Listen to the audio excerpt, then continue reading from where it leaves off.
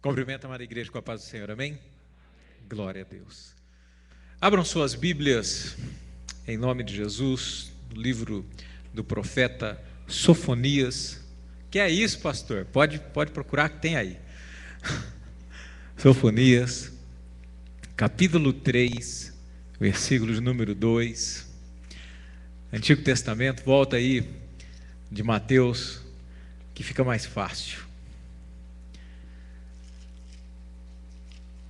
Novo Testamento, aí você volta a Malaquias, Zacarias,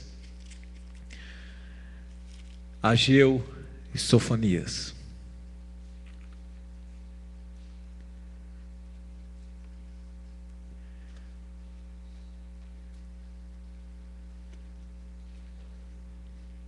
Sofonias 3, versículo de número 2. Quem achou, diga amém. E isso que eu dei a dica, né? Para ir retornando, se eu não desse a dica então. Então vamos ler a palavra de Deus. Não ouve a voz, não aceita o castigo, não confia no Senhor, nem se aproxima do seu Deus. Amém? Fecha os teus olhos em nome de Jesus. Pai, nós queremos te engrandecer nesta noite. E aqui estamos, ó meu Deus, para buscar o Deus Todo-Poderoso, o Deus de promessas, Deus que tem para nós palavra e que tem, meu Deus querido, poder para executar aquilo que promete. E nós estamos aqui para te buscar, ó Pai, para te louvar e engrandecer o teu nome, pois tu és Deus sobre as nossas vidas. Meu Pai, em nome de Jesus aqui nos reunimos para, meu Deus, sentir o teu toque, o teu poder, a tua graça e clamar, ó meu Deus querido, as tuas misericórdias sobre nós. E desde já, meu Deus, quebramos toda oposição maligna, tudo aquilo, ó Deus querido, que é feito do inimigo para nós, toda arma preparada, Deus, todo obstáculo, meu Deus, toda armadilha, tudo aquilo que o inimigo tenta, meu Deus, projetar contra nós, que nós venhamos, Senhor, a ser livres pelo teu poder. Nós repreendemos todo o mal, repreendemos toda inveja, meu Deus querido, todo levante do inimigo, nós pomos por terra em nome de Jesus. Ele pode até se levantar, mas não terá domínio e nem poder sobre os teus servos, pois eles estão por terra em nome de Jesus. E o teu povo é vencedor para a glória do teu nome. Que o teu sangue, ó meu Pai, esteja sobre nós, que o teu Espírito esteja sobre nós. Pai, nós cremos no Senhor e esperamos em ti. Então vem, meu Deus querido, manifestar a tua glória e falar as nossas vidas nesta noite. Nós oramos, Senhor, em nome de Jesus, e todos digam amém. Podeis assentar em nome de Jesus. Pode abaixar um pouquinho, irmão, retorno aqui.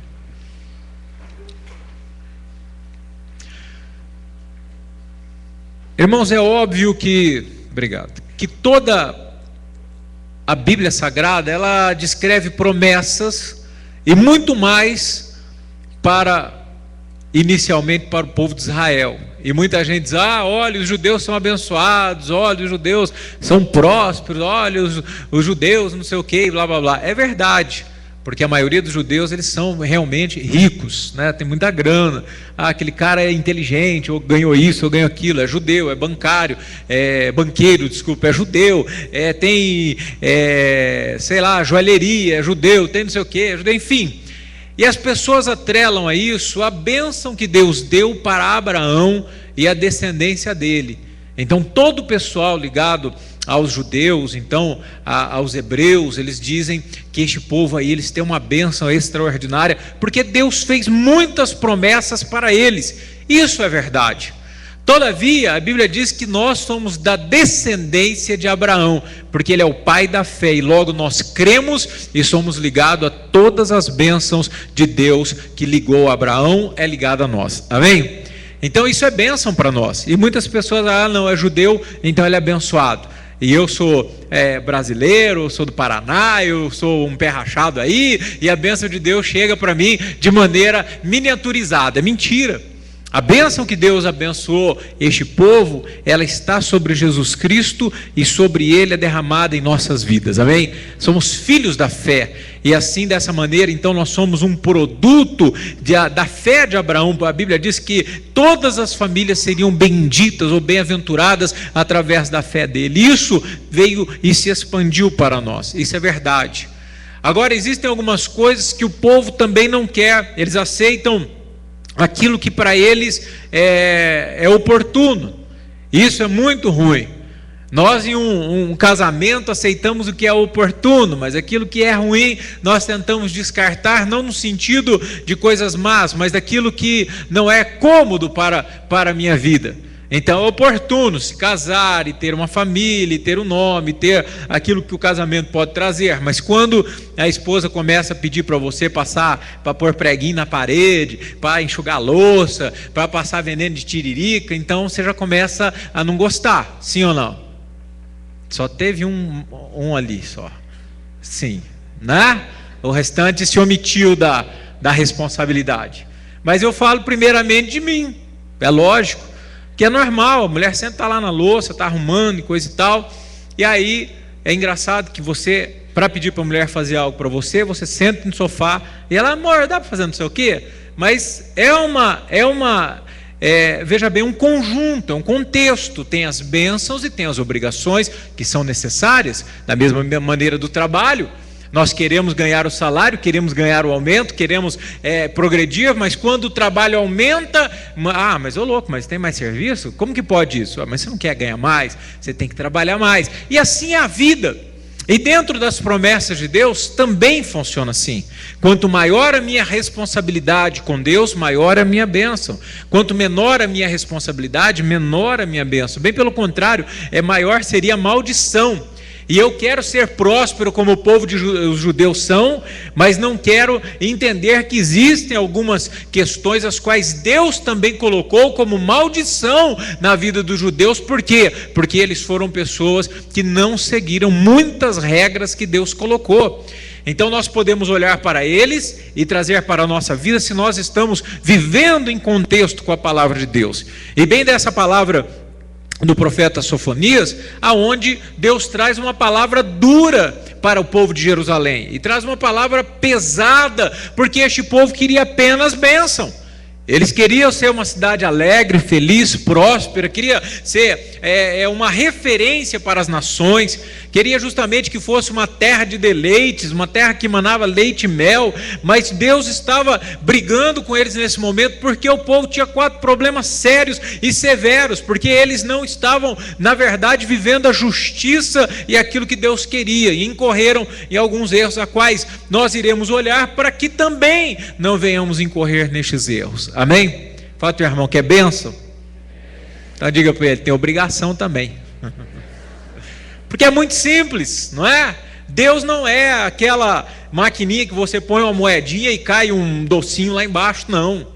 Deus, ele exige um pouco mais de nós. Eu vou ao culto, a campanha e coisa e tal, e está tudo certo. Mas veja que interessante aqui, que foram gerados 4 pecados, as quais Judá ou Jerusalém, na sua divisão, elas infelizmente trouxeram para si, porque não observaram alguns pontos. Veja o primeiro ponto aqui: não atenderam a voz de ninguém, ou seja, principalmente a voz de Deus. Não ouvem a voz, no versículo de número 2, não ouvem.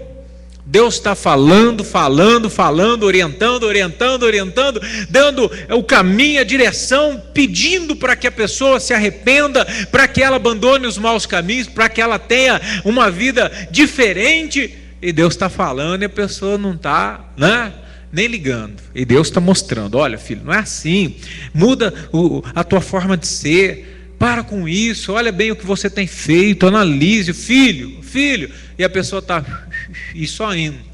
Irmãos, que coisa chata você está conversando com alguém, querendo dirigir, ver que essa pessoa está indo para um buraco, para uma armadilha, para o meio de algo perigoso. Você está dizendo: ei, cuidado aí, ó, rapaz, aí é um covil de ladrões, você está indo aí, cuidado.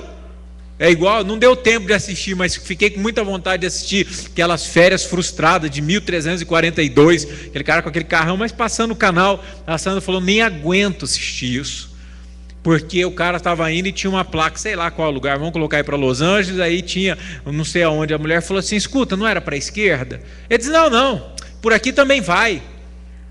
E aí ele entrou e em questão de 5 minutos, 2, 3 minutos nós trocamos canal. Como voltamos, ele estava lá no meio de uma sei lá, lá no meio onde havia bandidagem.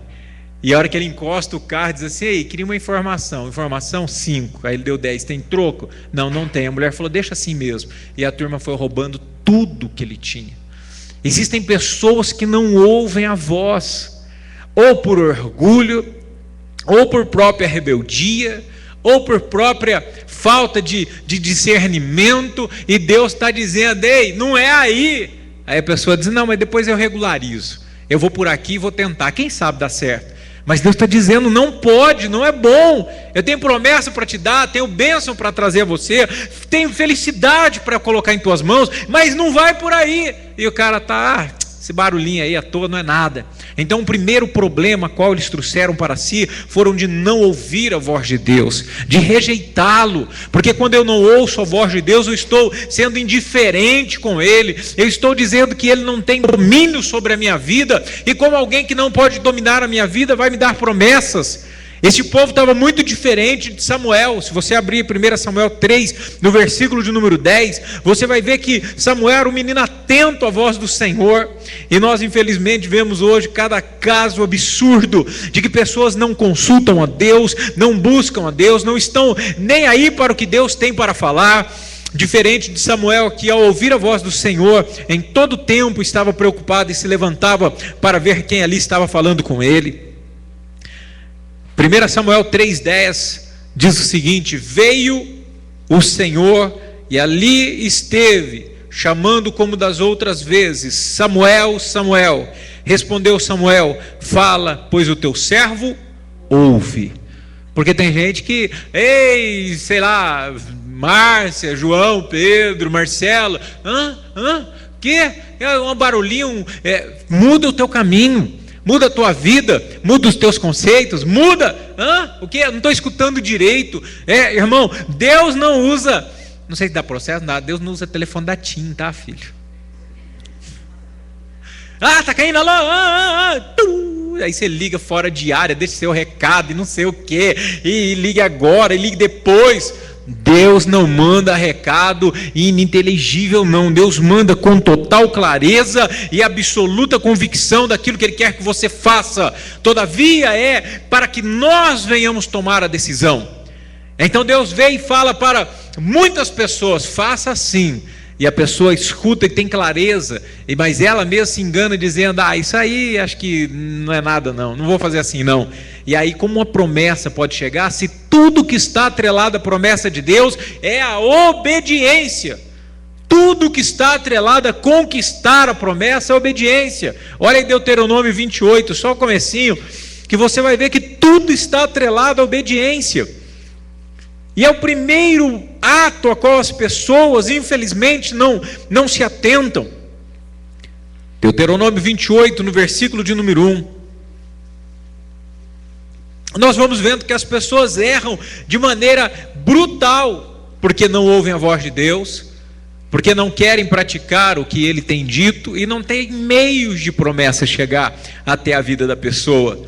É mais fácil, algumas questões mirabolantes, como disse o Samuel, não sei se foi Samuel ou Diego, mas acho que foi Samuel, colocar o copinho d'água não sei aonde, fazendo não sei o quê, pegar o sabonetinho santo, não é. Se nós ouvirmos e obedecermos a Deus, as promessas dele virão sobre nós, amém? Deuteronômio 28, verso 1: se atentamente obedeceres o que, irmãos?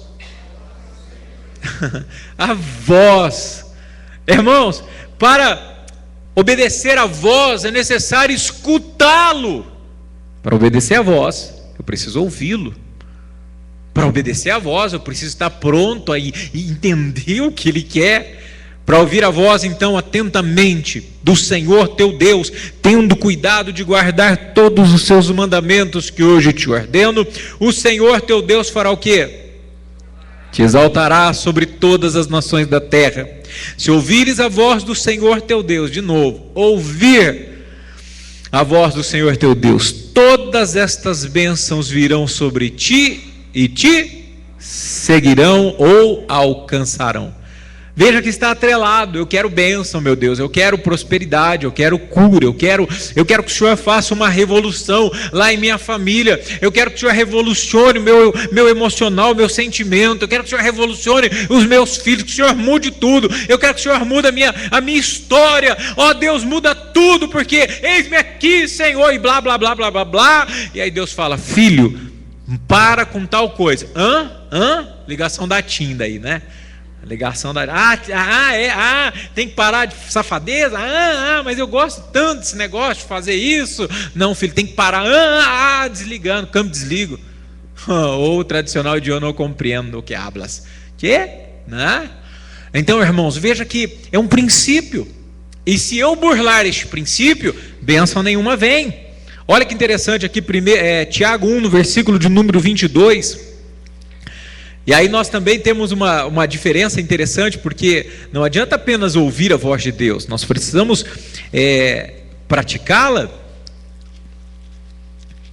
Tiago 1, no versículo de número 22.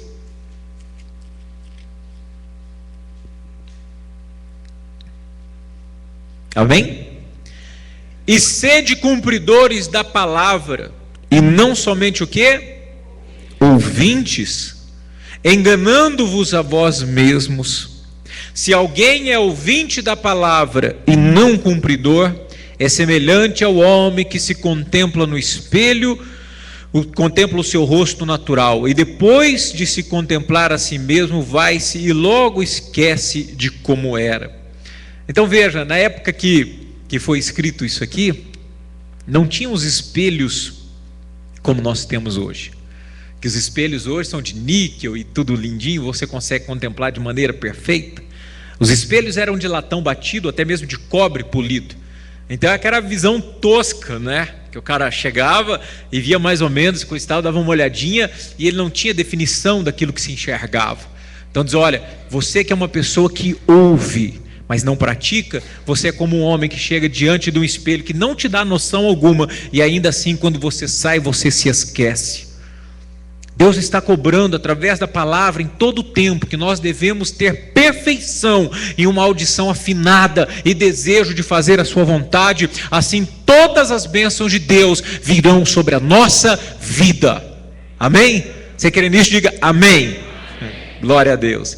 Aí nós vemos também que eles também não aceitavam a disciplina, porque Deus, Ele disciplina quem ama, muito embora tenha alguns que têm uma teologia, uma tristologia, que infelizmente dizem que Deus é amor, só isso, que Deus não é justiça, porque Deus Ele é justo, e a Bíblia diz que aquele que Deus tem por filho, Ele disciplina, porque não há filho verdadeiro que não seja disciplinado, pois se não é disciplinado, este é bastardo.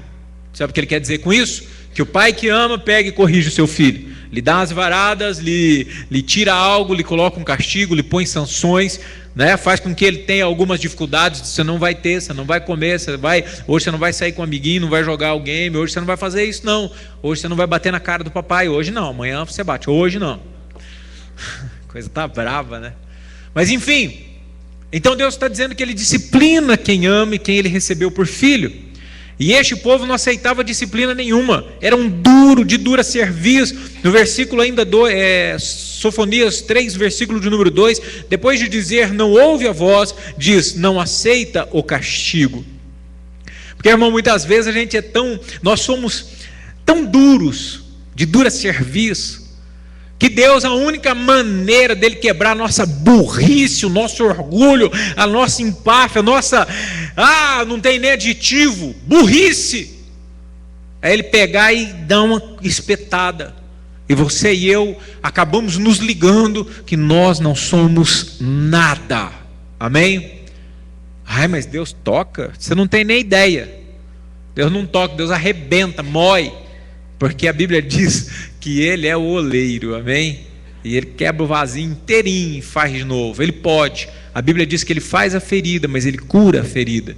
E a intenção de Deus nos tocar e às vezes trazer para nós alguma dificuldade, alguma prova, é para que nós venhamos ter um caráter melhorado, para tomarmos algumas decisões que em vias normais nós não tomaríamos. Então Deus permite alguma coisa para a gente, olha do jeito que eu estou indo, olha o que eu estou fazendo, meu Deus, onde que eu estou com a cabeça, para que você perceba o teu erro, a fim de que você não venha errar mais. Só que este povo aqui, Deus apertava, Deus bloqueava, fechava os caminhos, Deus dava umas pancadas neles, Deus permitia que o povo de fora vinha para apertá-los, para oprimi-los, Deus permitia que os gafanhotos devorassem as suas colheitas, Deus permitia um monte de coisa, e o povo estava nem aí, estava andando do mesmo jeito, porque são pessoas de dura serviço.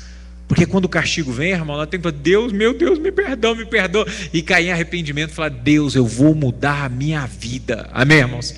Eu vou mudar meu jeito de ser. O senhor pode deixar, está disciplinado já, está jóia, já resolveu tudo, eu vou andar de maneira jóia. Daí nós temos aqui, e aí sim, seguindo o versículo 2, diz assim: olha, não confia no Senhor. Não confia em Deus. Mais um pecado. Porque a Bíblia diz que nós devemos crer no Senhor. E aí as pessoas têm problema, e eu sempre brinco com isso. Olha, Deus, quebra aquela maldição, transforma a minha vida, porque eu creio que o Senhor vai fazer essa obra e coisa e tal, em nome de Jesus. Apesar de eu saber que é difícil, talvez nem dê certo, mas eu estou crendo em nome de Jesus. É uma oração já descrente, já dizendo que Deus não tem poder, já dizendo que aquilo não vai ter jeito, já levanta murmurando, já levanta reclamando, terminou de ajoelhar e orar a Deus e dizendo que Ele é céus, que Ele é grande, poderoso, pleno, soberano, Deus magnífico, que dá nome às estrelas e chama, e pela força do seu poder nenhuma falta, Tu és grande, poderoso, em nome de Jesus, amém. E se levanta, passa um pouquinho, daí, irmão, como é que está as coisas? Ih, rapaz, está difícil essa luta, não sei se eu vou vencer não. Combina, cara, orar tudo que Deus é fantástico e diz que não sabe não se ele vai vencer. Então nós vamos vendo algumas questões de desconfiar de Deus. Como é que Deus pode trazer uma promessa para nós quando nós não confiamos? Nós estamos falando que Deus é mentiroso. Quem não confia em Deus, irmãos, tem sérios problemas. Confiar é descansar, confiar é entregar, confiar é esperar, e não é no seu tempo. Fala para o teu irmão: não é no seu tempo. Irmãos, graças a Deus, repete comigo: graças a Deus, que Deus não me entrega as coisas no meu tempo.